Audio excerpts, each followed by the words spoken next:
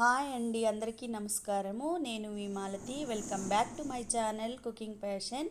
చాలా రోజుల తర్వాత వీడియో స్టార్ట్ చేస్తున్నానండి. ప్లీజ్ సపోర్ట్ చేసి సబ్స్క్రైబ్ చేయండి ఫ్రెండ్స్.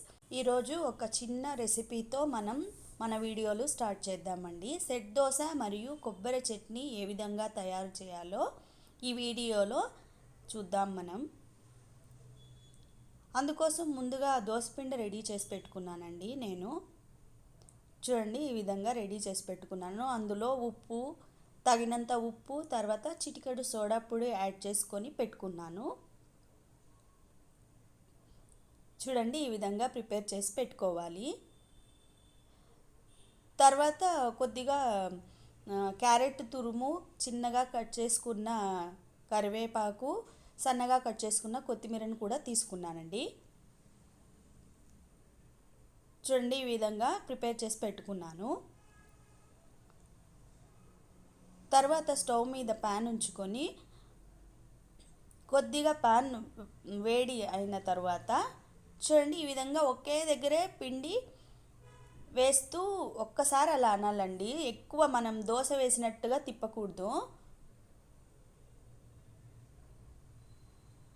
చూడండి వీడియోలో చూపిస్తున్న విధంగా ఒకే దగ్గర పిండి అలాగే ఉంచి ఒక్కసారి అలా గరిటతో అనాలి. చూడండి దాని మీద క్యారెట్ తురుమును వేసుకుందాము.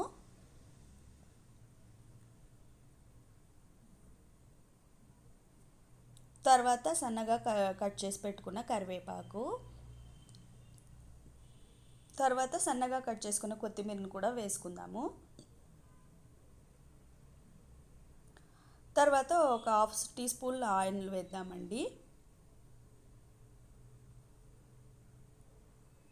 కొద్దిసేపు అలా ఉడికించాలి.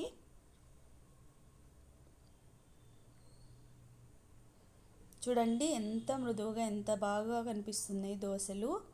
చాలా టేస్టీగా ఉంటాయండి. మీరు కూడా ట్రై చేయండి ఒకసారి. చూడండి ఎంచక్కా ఉడికిపోయింది.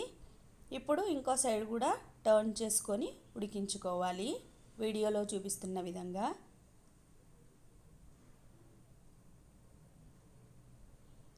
చూడండి రెండు వైపులా ఎంచక్కా ఉడికిపోయింది. తర్వాత కొబ్బరి చట్నీ ఎలా చేయాలో చూద్దామండి. చాలా టేస్టీగా ఉంటుందండి సెట్ దోశ కొబ్బరి చట్నీ కాంబినేషన్. చూడండి పచ్చి కొబ్బరి ఇలా కట్ చేసుకొని తీసుకున్నాను. పచ్చి కొబ్బరి, పచ్చిమిర్చి, కొత్తిమీర, వెల్లుల్లి రెబ్బలు, తర్వాత కొద్దిగా చింతపండును కూడా తీసుకున్నానండి. తర్వాత స్టవ్ మీద ప్యాన్ ఉంచుకొని అందులో హాఫ్ టీ స్పూన్ ఆయిల్ వేద్దామండి. పచ్చిమిర్చిని ఫ్రై చేసుకోవాలి ఆయిల్లో. చూడండి వీడియోలో చూపిస్తున్న విధంగా ఫ్రై చేసుకోవాలి.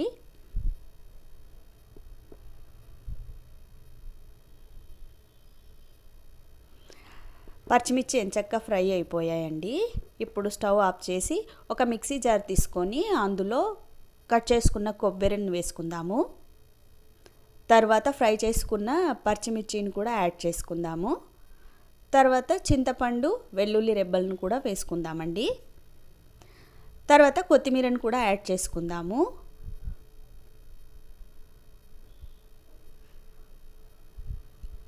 తగినంత ఉప్పు యాడ్ చేసుకొని ఈ మొత్తాన్ని మెత్తగా గ్రైండ్ చేసుకోవాలి. చూడండి ఈ విధంగా గ్రైండ్ చేసుకోవాలి.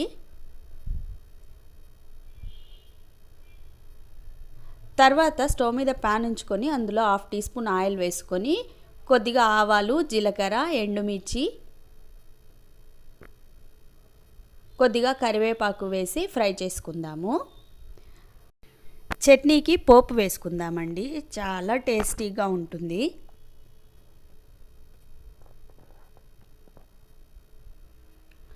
చూడండి ఈ విధంగా మొత్తాన్ని కలుపుకుందాము.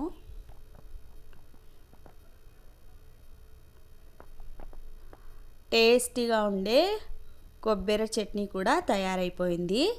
ఇప్పుడు మనం సెట్ దోశలో టేస్ట్ చేసి చూద్దామండి. చూడండి ఎంచక్క కొబ్బరి చట్నీ మరియు సెట్ దోశ ఈజీగా ఎలా తయారు చేసుకోవచ్చో చూశారు కదండి. వీడియోని చూసి మీరు కూడా ఒకసారి ట్రై చేయండి ఫ్రెండ్స్. టేస్టీగా ఉండే సెట్ దోశ మరియు కొబ్బరి చట్నీ తయారైపోయింది.